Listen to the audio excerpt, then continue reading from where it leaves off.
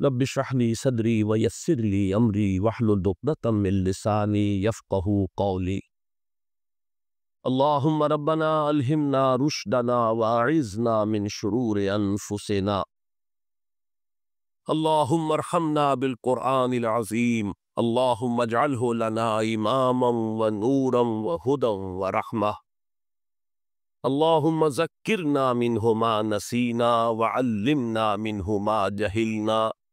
وارزقنا تلاوته آناء الليل وآناء النهار واجعله لنا حجة یا رب العالمین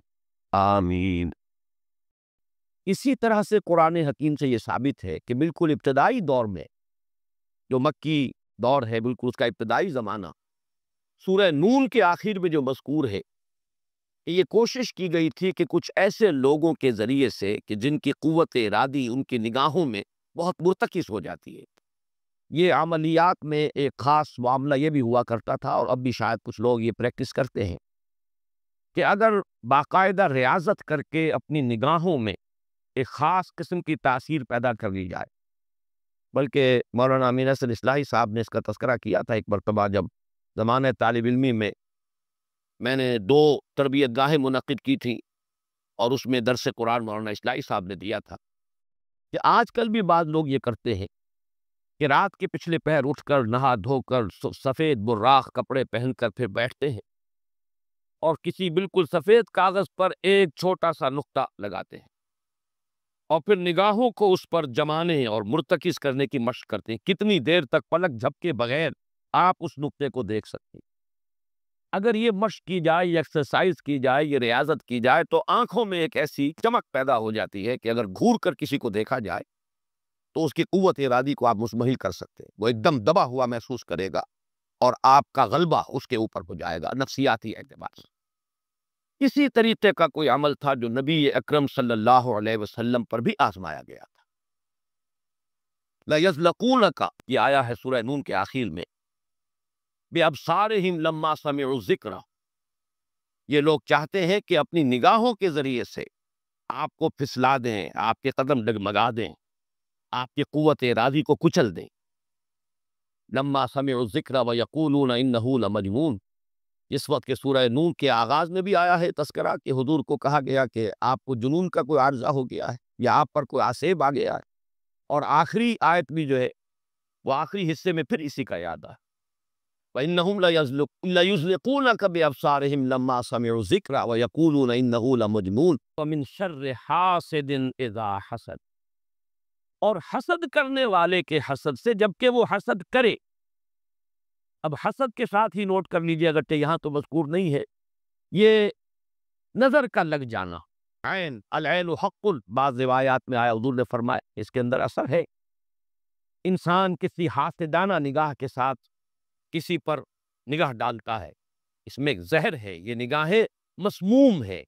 اس میں زہر ہے موجود، سمی اثرات ہیں، اور اس کے اثرات وہ تو پڑتے ہیں۔ اور یہ جیسا کہ میں کر رہا تھا کہ جدید دور میں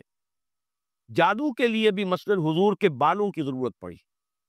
اور یہ جینیٹکس کے حوالے سے اور جینز کے حوالے سے باقاعدہ سمجھ میں آ جائے گی۔ اس لیے کہ جن ارواح خبیثہ کے ذریعے سے آپ کو کام لینا ہے، وہ جادو تو وہاں پڑا ہوا ہے اس کنویں کے اندر، وہ جو بھی تاثرات ہیں انہیں تلاش کرنا ہے، ان اثرات کو، اس شخص معین کو، جس شخص معین پر جادو کرنا مقصود ہے، اور اس کے وجود کا کوئی جز جس کے کہ وہی جینز ہوں گے کہ جو ان کے اپنے وجود کے ہیں، ان کے حوالے سے گویا کہ یہ ایک راستہ ہے، یہ اس کی آئیڈینٹیفیکیشن کا ایک ذریعہ ہے۔ اسی اعتبار سے یہ حسد یا یہ نگاہ کا لگ جانا، میں سمجھتا ہوں کہ آج کی فزکس اگر تھوڑی سی بھی آپ پڑھیں تو ریڈیشنز نگاہ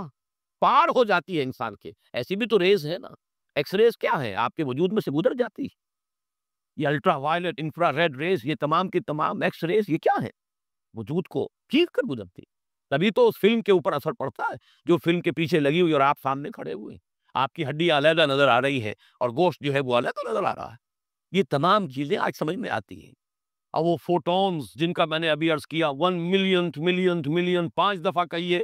30 صفریں لگائیے ایک پر، تو 1 ملی میٹر کا اتناواں حصہ جو ہے وہ ایک فوٹون ہے۔ یہ تو وجود کے اندر سرایت کر کے کہیں سے کہیں نکل جانے والی چیزیں، ان ریڈیشنز کے حوالے سے. ایٹمک ایکسپلوژن جو ہے اس کی ریڈیشن ہے جو آپ کو معلوم ہے کہ جو ذرا ذرا سے حادثے ہو رہے ہیں، چرنوبل میں ہوا ہے، کہیں ہو گیا تھا بھوپال میں، اور اس کی پھر ریڈیشنز کے کیا کیا اثرات ہوئے، وہ شے نظر تو نہیں آتی، غیر بڑی چیزیں. آج کی دنیا میں جب آپ ای ایس پی کو مان رہے ہیں، ایکسٹرا سینسری پرسیپشن، نہ آپ کے کانوں کے ذریعے سے آپ کو پرسیپشن حاصل ہوئی ہے، نہ آنکھوں کے ذریعے سے، آپ کے سینس آرگنز انوالوڈ ہی نہیں ہے، but you are having perception, extrasensory perception. اسی طریقے سے ٹیلی پیتھی ہو رہی ہے. ایک بات آپ اپنے دل کے اندر، اپنے ذہن کے اندر جماتے ہیں، مرتکز کرتے ہیں، اور جس شخص کے ساتھ آپ چاہتے ہیں رابطہ، اس تک اس بات کو منتقل کر دیتے ہیں. یہ سب کچھ کیا ہے؟ اس کے بعد تو اس دور میں بھی اگر کوئی لوگ بات کریں، من شر حاسد اذا حسد، اور عقد کے ساتھ اس کو جوڑا گیا ہے،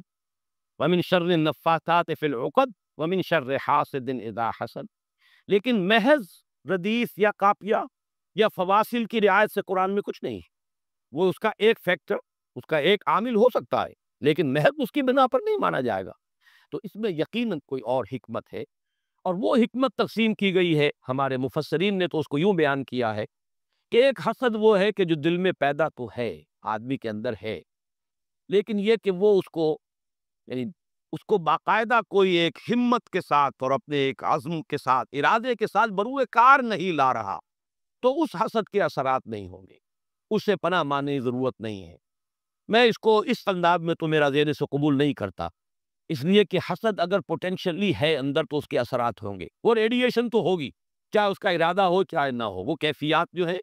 وہ اس کے سانس سے، اس کی آنکھ سے، اس کے وجود سے، وہ اندر اگر زہر گھل گیا ہے تو اس کے وجود سے نکلنے والی ساری شعاعیں جو ہیں ان کے اندر وہ اثر موجود ہوگا، وہ مسموم ہوں گی، زہر ان میں ملا ہوا ہوگا، اس کے اثرات ہوں گے. البتہ یہ کہ اس کے دو درجے ہم قائم کر سکتے ہیں، اور وہ یہ کہ ایک ہے غیر شعوری حسد ہے. ابھی آپ کو اندازہ نہیں، اندر ہی اندر کھچڑی پک رہی ہے، وہ اور بات ہے. لیکن جب یہ اس درجے کو پہنچ جائے کہ شعور کی سطح پر آ جائے، آپ کسی کی برائی چاہنے لگیں بالفعل، آپ چاہیں کہ اس کے اندر اگر یہ فضیلت کی بات ہے تو یہ سلب ہو جائے، اس کو پاس اگر یہ نعمت ہے تو یہ نعمت اس سے چھن جائے، مجھے مل جائے. یہی ہے اصل میں جس کو غبطہ اور حسد کا فرق کہا جاتا ہے.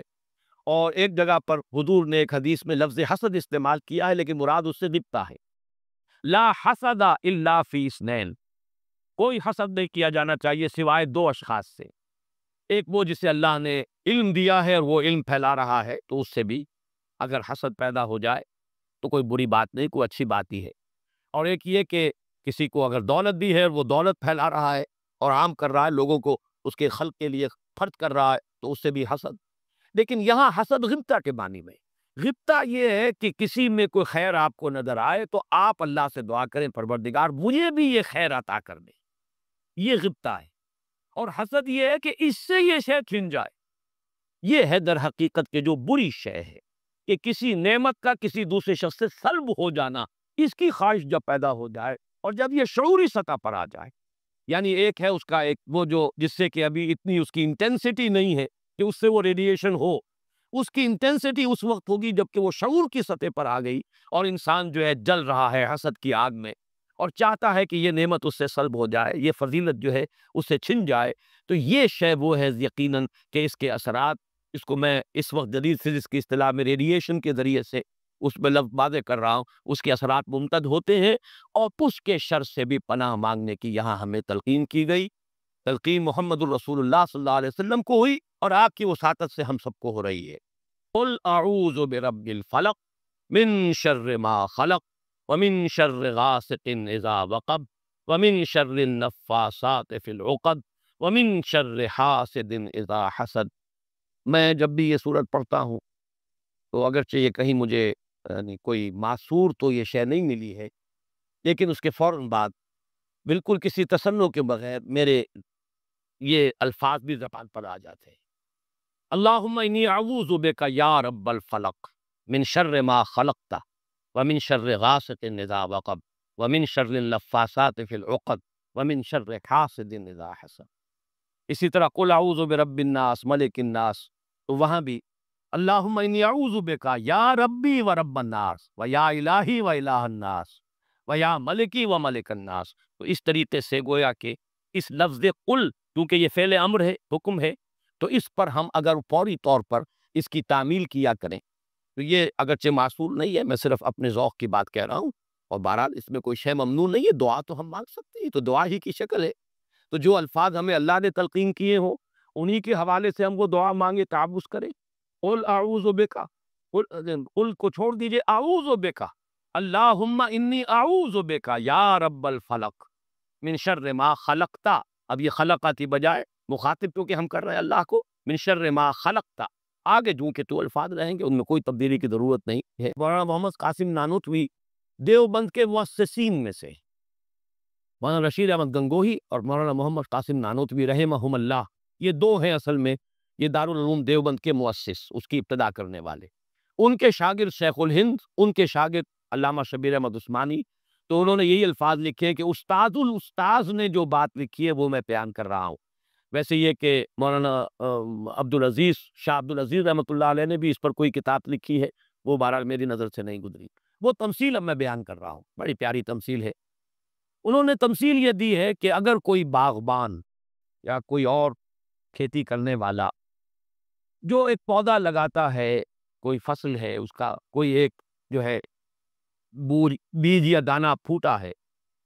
اب یہ جو پودا ہے باغبان یہ چاہتا ہے یہ پروان چڑھے، پھلے پھولے، اسے کوئی گدن نہ پہنچے، کوئی نقصان نہ ہو، اس کی حفاظت کا بندوبست کرے گا تاکہ جس کام کے لیے یہ پودا لگایا وہ مقصد حاصل ہو۔ پودا تو مقصود نہیں ہے، مقصود تو اگر آم کا پودا ہے تو آم کا پھل اسے حاصل کرنا مقصود ہے۔ تو 4 قسم کی اس کے اوپر آفات آ سکتی ہے۔ پہلی آفت مثلاً حیوانات، جو سبزی خور حیوان ہے وہ اسے کھا نہ جائے، لہٰذا کوئی ڈالا آپ اس کے گرد جالی لگاتے ہیں، کوئی باڑ لگاتے ہیں، اس سے بچاتے ہیں، اور یہ جو جانور آ کر کھائے گا، بکری فرٹتی ہے کھا جاتی ہے آ کر، تو یہ کوئی اس کی نیت آپ کو ضرر پہنچانے کی نہیں ہے، یہ اس کی طبعی ایک خاصیت ہے، یہ تو اس کی جبلت ہے، یہ اس کی طبیعت ہے، اس کا تقاضا ہے، آپ سے کوئی دشمنی نہیں ہے اسے، بلکہ یہ کہ در حقیقت اس کی اپنی طبیعت کا ایک تقاضا ہے۔ چنانچہ وہ شعر بھی انہوں نے کوٹ کیا ہے، نیش اقرب ناز پے کینست اقتضائے طبیعتش اینست۔ بچھو جو ڈنک مارتا ہے تو یہ آپ سے کوئی دشمنی اسے نہیں ہے، یہ اس کی طبیعت کا، اس کی جو بھی جبلت ہے اس کا تقاضا ہے۔ سانپ کے بارے میں بھی آپ کو معلوم ہے کہ عام طور پر اگر اس کو آپ کوئی نقصان نہ پہنچائیں، پاؤں پڑتا ہے سانپ پر تو وہ ڈنک مارتا ہے اور ڈستا ہے، ورنہ عام طور پر وہ حملہ نہیں کرتا، یہ اس کے دفاع کا ایک جز ہے، اس کی خلقت کا ایک جز ہے۔ ایک خطرہ تو یہاں سے آیا، آپ نے باڑ لگا دی، آج کل جو ہے جالی لگا دی جاتی ہے لوہے کی۔ دوسرا یہ کہ اس پودے کو نشو و نما کے لیے جو چیزیں ضروری ہیں اس کی کوئی روک ہو جائے، مثلا اسے دھوپ چاہیے، کوئی ایسی چیز آڑے آ جائے کہ دھوپ کی تمازت اس تک پہنچے ہی نہ، کوئی شے ایسی سایہ کی اس کے اوپر کیے رہے، یا پانی اسے چاہیے، پانی کے سوتے خشک ہو جائیں، یہ دوسری آفت ہے، پودا مرجھا جائے گا، کملا جائے گا، ختم ہو جائے گا۔ تیسری چیز یہ کہ اس پر کوئی پالا پڑ جائے، اوپر سے اولے پڑ جائے، پالا پڑ گیا، یعنی اس کی جو حرارت غریزی ہے جس سے کہ اس کی یہ پورا وجود جو ہے وہ حرارت غریزی جو ہے وہ ختم ہو جائے، اس کے نتیجے میں بھی وہ پودا ختم ہو جائے۔ اور آخری شکل یہ ہے کہ کوئی دشمن ہے حاسد اور وہ آئے اسے اکھاڑ کے پھینک دے آپ کو نقصان پہنچانے کی نیت سے۔ یہ 4 آفات ہیں جو اس پودے کے اوپر ممکنہ طور پر وارد ہو سکتی، یہی 4 ہیں۔ قل اعوذ برب الفلق من شر ما خلق، یہ وہ خلقت میں جو شر مضمر ہے،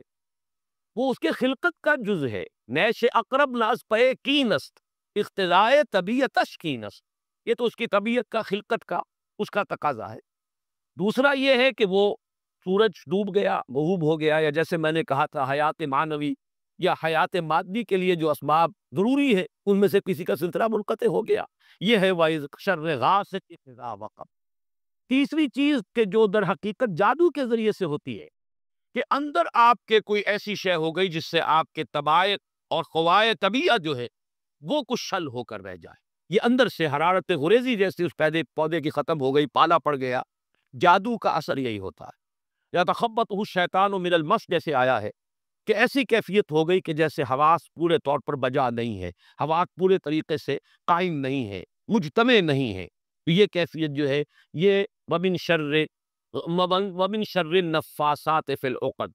ومن شر حاسد اذا حسد، جیسے ایک دشمن نے آ کر دشمنی اور آپ کو گزن پہنچانے کے لیے، دشمنی نکالنے کے لیے پودے کو اکھاڑ کے پھینک دیا،